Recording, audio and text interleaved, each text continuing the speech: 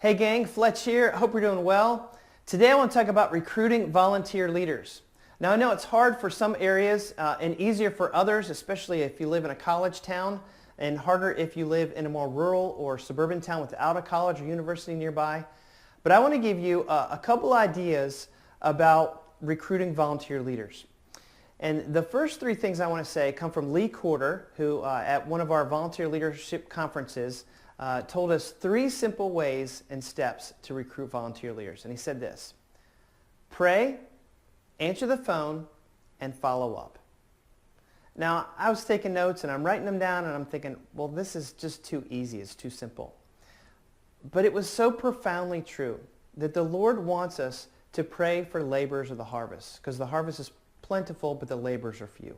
So we've got to be praying. We need to be praying that God would raise up people that would have a desire to grow in their relationship with Christ and passionately reach out to adolescents with the gospel.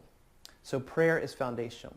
Then answer the phone. People will call. God will raise people up and they will start to get in touch with you.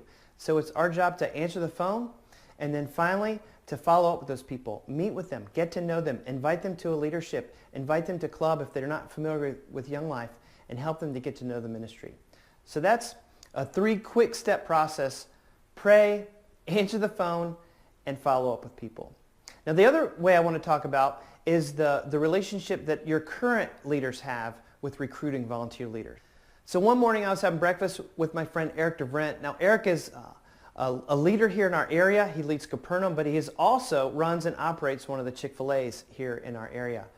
And he does an awesome job with that. And I was asking him about the employees that he has, because Chick-fil-A is always known to have just superior people working for them in their restaurants. And I said, Eric, how do you continue to get the best of the best people to work at your restaurant? And one of the things he simply said was this: because I have already gotten superior people to work in my restaurant, those people are going to know other awesome people.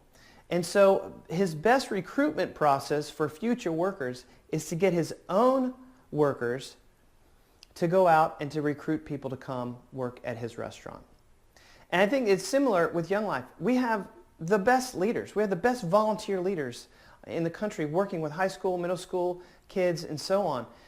And so those people are going to naturally surround themselves with other like-minded people who are sharp, who are smart, who are passionate about the relationship with the Lord and passionate about ministry.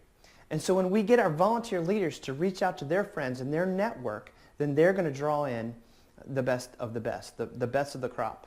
And so we want them to see that they play an important part in recruiting people. So whether it's on their college campus or just their network of friends, they are a great tool for us to utilize in helping give them a vision to recruit more leaders for our area. And the same would go for committee couples and recruiting them. We have awesome committee couples, and they have friends, and they surround themselves with people that are like-minded.